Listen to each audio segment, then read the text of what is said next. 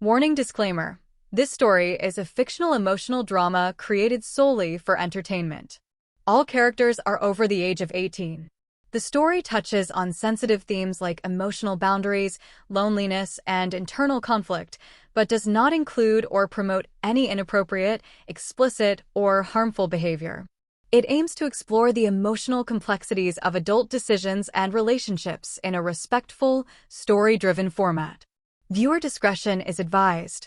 I had never imagined that one of the most complicated emotional days of my life would begin with something as simple as a knock on the door. It was a rainy Thursday morning.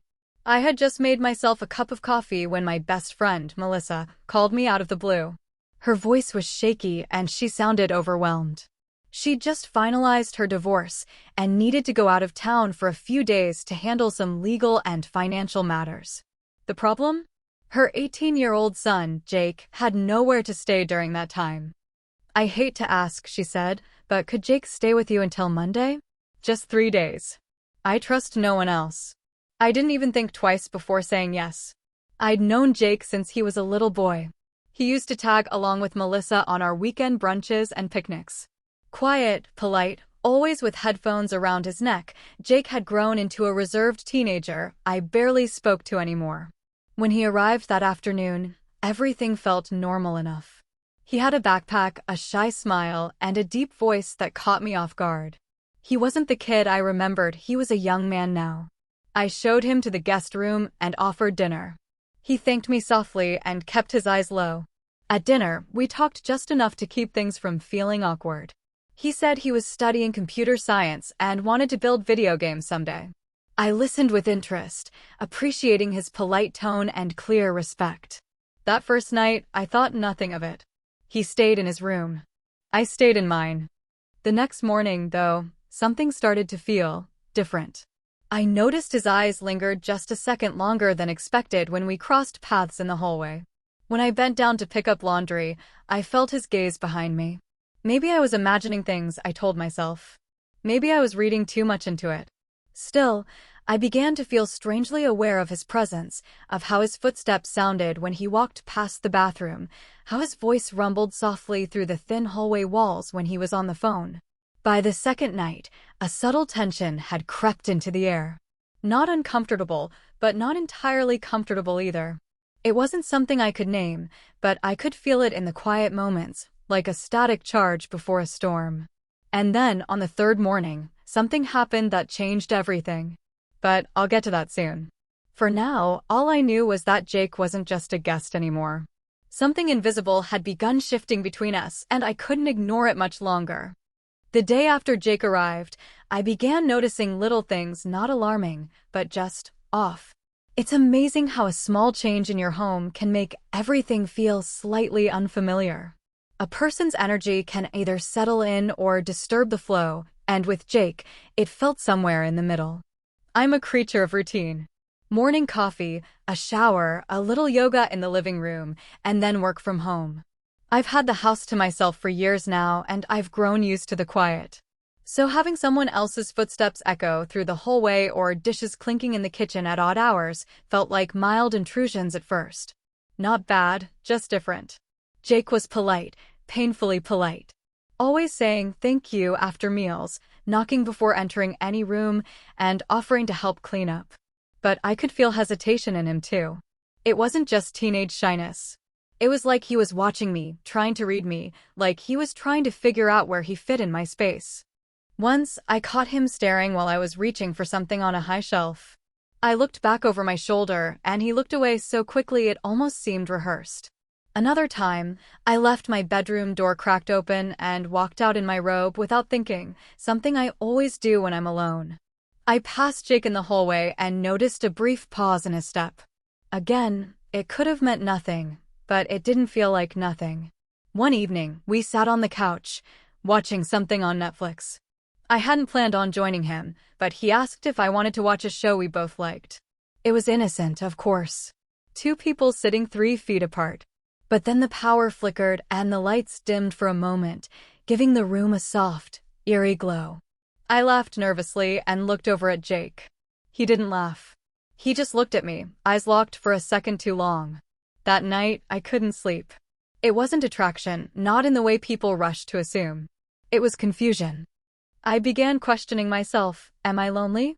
Am I misinterpreting things because I'm craving attention? Or is Jake just awkward and unsure of how to act around a woman he's known since childhood? I tried pushing the thoughts away. I reminded myself, he's Melissa's son. He's just a teenager, even if he's technically an adult now. But the truth was undeniable. Something was shifting. Subtle, yes, but real. Still, I convinced myself it was all in my head. A few awkward moments didn't mean anything. I had to keep my perspective and my distance. I promised myself the next few days would go by quietly. But life, I was about to learn, has a way of laughing at plans, especially when you think you're still in control. Sunday morning started like any other. The sun was just beginning to light up the windows, and the quietness in the house made it feel like a peaceful retreat. I grabbed my towel, my robe, and walked toward the bathroom. Jake was usually asleep late into the morning, so I didn't think twice. I shut the door, turned the faucet on, and stepped into the shower. The warm water washed over me, helping clear my mind of the tension that had been creeping in over the past 2 days. For the first time in a while, I felt like I could breathe. I must have been in there for about 10 minutes when I heard something light footsteps. At first, I ignored them. It could have been the pipes creaking or maybe my imagination. But then came the unmistakable sound of the bathroom door creaking open. I froze. Through the steamed-up glass, I could barely make out a shape tall, unmoving, standing in the doorway. A rush of panic surged through me. "Jake!" I shouted, wrapping my arms around myself. "I'm in here." The shape jumped back. I heard fumbling, and then the door slammed shut. Silence. My heart pounded in my chest. I quickly turned off the water, wrapped the towel around me, and stood there shaking, not just from the cold, but from what had just happened. I didn't know what to think. Did he not realize I was in the shower? Was it an honest mistake? I dried off quickly, tied my robe, and stepped into the hallway. Jake wasn't there. His bedroom door was shut. I stood in front of it for a few seconds, wanting to knock, wanting to demand an explanation. But something held me back. What if it was just a mistake? After a long pause, I went back to my room and sat on the edge of the bed. The incident replayed in my mind again and again. The timing. The hesitation. The way the door opened slowly, as if someone were unsure whether to go through with what they were doing. That evening, he avoided me completely. No eye contact. No small talk. He stayed in his room most of the time, and when we did cross paths, it was as if we were walking on thin, cracking ice. I wanted to confront him, to bring it out into the open, but I didn't know how. There was too much I didn't understand. But deep down, I felt it. Something had changed. Not in theory. Not as a feeling. In action. A line had been crossed, even if it was just for a moment. I needed answers. And I needed to decide what I was going to do next. The day passed in heavy silence. I kept glancing at Jake's door as I walked past, hoping he'd come out, hoping he'd say something. But nothing. The awkwardness hung in the air like damp laundry, uncomfortable, unspoken, but always present. By evening, I couldn't take it anymore. I stood outside his room and hesitated. My heart was pounding, not from anger, but from confusion. I knocked gently. "Jake," I said, voice soft but firm. He didn't answer right away. Then, after a pause, "Yeah, can we talk for a minute?" I asked. Another pause. Then the door creaked open. He looked nervous, shoulders stiff, eyes down, like a kid about to get scolded. He stepped aside, and I entered. I sat on the edge of his bed while he remained standing near the window, arms crossed, his jaw tight. "What happened this morning?" I asked, looking him directly in the eyes. His mouth opened, but no words came out. Then finally he said, "I didn't know you were in there." I swear. He looked genuinely embarrassed. Red in the face. Hands slightly shaking. I wanted to believe him. I really did. I just forgot to knock. I wasn't thinking. "I needed to grab my toothbrush," he added, almost in a whisper. I nodded slowly. "Jake, I believe you. But the way you stood there, it didn't feel like just a mistake." His head shot up. "I froze," he said. "I wasn't trying to look I just didn't know what to do once I realized he stopped, biting his lip. I took a deep breath. Jake, I've known you since you were little. This whole situation is confusing for both of us. But I need honesty from you, and I need boundaries. He nodded, still not meeting my eyes. I know. I'm sorry, he said quietly. I wasn't trying to make you uncomfortable. He stopped himself again. You just what? I asked, calmly but directly. He looked at me then. Really looked. You're not like anyone I know, he said softly. You actually listen. You make this house feel warm, like, safe. I didn't mean for anything weird to happen. I just don't always know how to act around you. There it was. I didn't know what emotion hit me first, shock, guilt, pity? Maybe a little bit of all three. I think it's best we keep some space for the next day or two, I said gently. Your mom will be back soon, and I don't want any more confusion. He nodded slowly, eyes lowered again. Okay. As I stood up to leave, I hesitated at the door. This wasn't a normal teenage mistake. And it wasn't a predator-prey situation either. It was something else, something messier, something caught in the gray zone between affection, admiration, and emotional loneliness. And deep down, I realized this wasn't just about him crossing a line. It was about me finally recognizing my own. That night, after our conversation, I couldn't sleep. I lay in bed staring at the ceiling, my mind running through memories and emotions I hadn't visited in years. I kept hearing Jake's voice in my head. You make this house feel warm, safe. Why did that sentence hit me so hard? Because I hadn't heard anything that sincere in so long. It's strange how life works. One day you're surrounded by people, laughter, plans, and the next, it's just quiet. My divorce happened 5 years ago. It wasn't explosive, it just slowly died. My ex and I drifted apart, like silent strangers sharing the same roof. After he left, I told myself I didn't need anyone. I built my independence with pride. I made my house my sanctuary. No interruptions. No risks. But the truth is, I had built a beautiful prison for myself. I hadn't dated seriously in years. Flirtations came and went, but nothing ever lasted. And the more time passed, the more I convinced myself that being alone was easier, safer, cleaner. I never expected to feel anything again, certainly not because of a confused teenage boy. And that's what terrified me. Jake wasn't a man. But he wasn't a child either. He stood at the edge of adulthood, where emotions are raw, unfiltered, and reckless. And here I was supposed to be the calm, grounded adult, but I had allowed my loneliness to soften my judgment. What was I really feeling? Was I just touched by his attention because no one had looked at me that way in years? Was I craving validation? Or worse, was I letting my emotional hunger blur moral clarity? I hated myself for even asking those questions. But ignoring them would have been dishonest. I thought back to the way his eyes lingered on me, not with disrespect, but with a kind of silent wonder. I remembered the moments in the kitchen, the awkward silences in the hallway, the way his voice softened when he talked to me. He was clearly drawn to something. Maybe it was the comfort I provided. Maybe the maternal warmth. Or maybe something he couldn't yet name. And part of me, God help me, was drawn too. Not to him, necessarily, but to the idea of being seen again. Desired. Noticed. It had been so long since anyone had made me feel that.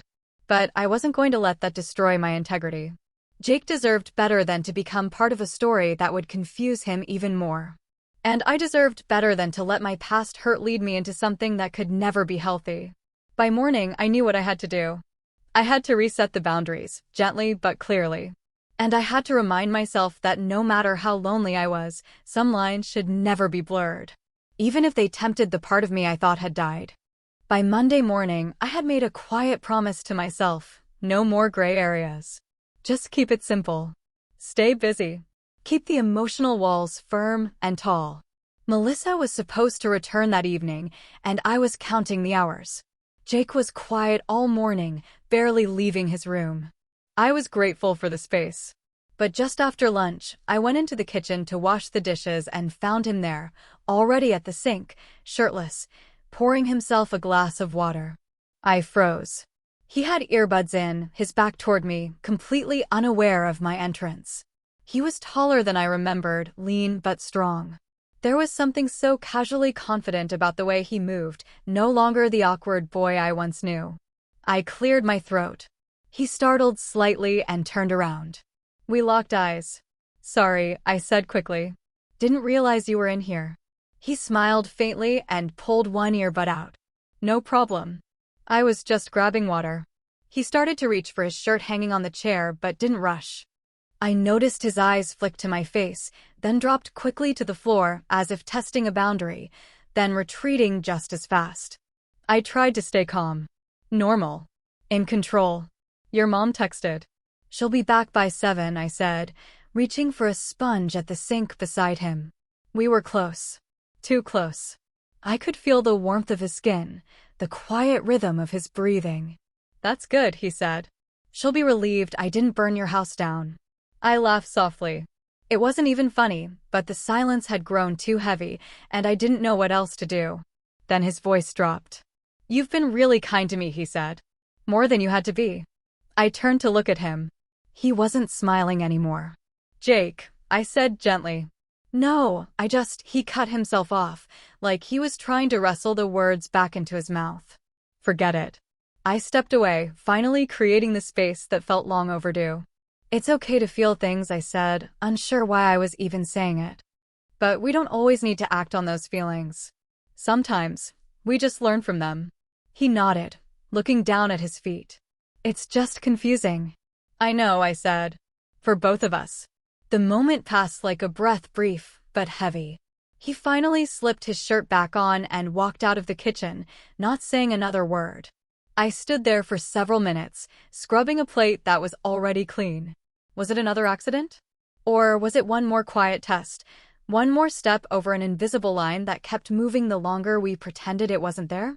I didn't have the answer.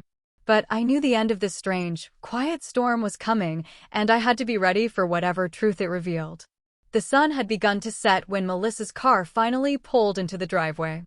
I watched from the kitchen window as she stepped out, waved through the glass, and began unloading her bags. I took a long breath, bracing myself. Her presence brought a sense of normalcy back into the house, but also, strangely, a weight. Something had shifted between Jake and me, and now everything felt like a secret waiting to collapse. Jake emerged from his room the moment he heard her keys rattle. His smile came quickly, as if nothing had happened. As if the last 3 days hadn't changed anything. I wasn't sure if I was relieved or disappointed. The evening was filled with casual conversation, laughter, and dinner. Melissa chatted about the court hearings and her plans for the next few months. Jake was polite, quiet, the perfect son. I played my part too, but it was like I was watching myself from the outside, every smile forced, every word calculated. By 10 p.m., Melissa went to bed early. Jake lingered in the hallway outside the guest room. I was about to go upstairs when I heard him say softly, "Can I talk to you?" I turned to face him. "We already talked, Jake," I replied, gently but firmly. "Not like this," he said, his voice low. "Please. Just 5 minutes." I hesitated, then stepped into the living room. He followed. We sat on opposite ends of the couch, the space between us tense and alive. He rubbed his hands together nervously. "I've been thinking about what you said. About feelings and not acting on them." "You're right," he began. "But I need you to know something. And I'll understand if you never speak to me again after this." I stayed silent. He took a breath. "I've had a crush on you since I was 16.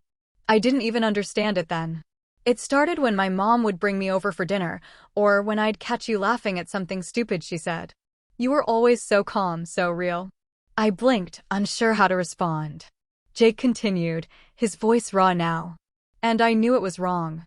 I knew you'd never see me that way. But staying here, being close to you, it made it all harder. I didn't mean to invade your space or disrespect you. I swear I didn't plan any of it. But I had to tell you. Because pretending it didn't exist was starting to eat me alive." I stared at him, emotions flooding my chest. Pity. Shock. Maybe even a flicker of something I didn't want to name. "I don't hate you," I said softly. "But Jake, these feelings are real, yes, but that doesn't make them right. Not for this situation. Not for who we are." He nodded, pain obvious in his face. I know. I'm glad you told me, I added. But that doesn't mean it can go anywhere. He stood up slowly, eyes down. I just wanted you to know. That's all. And with that, he turned and walked away, leaving behind a truth that would linger long after the conversation ended. The house felt quieter the next morning, even with the usual sounds of coffee brewing and Melissa humming softly in the kitchen. Something had changed. Something invisible but unmistakable. Jake was gone before I came downstairs. Melissa said he left early to visit a friend. Part of me was relieved. Part of me wasn't. I walked through the living room and sat on the couch where he had confessed everything just the night before. His words echoed in my mind like they'd been carved into the walls. I've had a crush on you since I was 16. I stared out the window, my thoughts circling like birds with nowhere to land. I wasn't angry. Not at Jake. Not even at myself. But I was sad. Sad that something so simple, offering kindness, offering a place to stay, had turned into such a deeply tangled situation. Later that afternoon, Melissa and I sat on the back porch, sipping iced tea. She smiled easily, unaware of the emotional earthquake that had quietly rocked her home. I'm so grateful you took him in, she said. He's been through a lot lately. That divorce shook him more than he shows. I nodded slowly. He's a good kid, I said. And I meant it. I wanted to tell her everything. But I didn't. Not because I was hiding something, but because nothing had happened, not really. What had passed between Jake and me was emotional, confusing, and brief. And it needed to end where it began, privately. That night, I wrote Jake a letter. I didn't plan to give it to him, but I needed to write it for myself. To close the door completely. Jake, thank you for trusting me with your truth. You're braver than you know. But part of growing up is learning that not every feeling needs to be pursued. Sometimes, feelings teach us about who we are, what we're craving, what we've missed. You don't need to act on them to honor them. You're going to meet someone who sees you, really sees you, and that person won't have to hesitate. But that person isn't me. Take care of yourself. After I folded the letter and placed it in my drawer, I felt something shift inside me. A sense of release. Of closure. The next week passed without incident. Melissa picked Jake up, and they returned home. Life moved forward. But I was different. I'd learned something I hadn't expected, that being desired, being noticed, it can feel intoxicating when you've gone without it. But that doesn't mean we should accept it when it comes in the wrong form or from the wrong person. Some lines, no matter how blurry they feel in the moment, must never be crossed. Because dignity isn't about never being tempted. It's about knowing when to say no, even when part of you aches to say yes. And in that choice, I rediscovered something I'd been missing all along, myself. 33.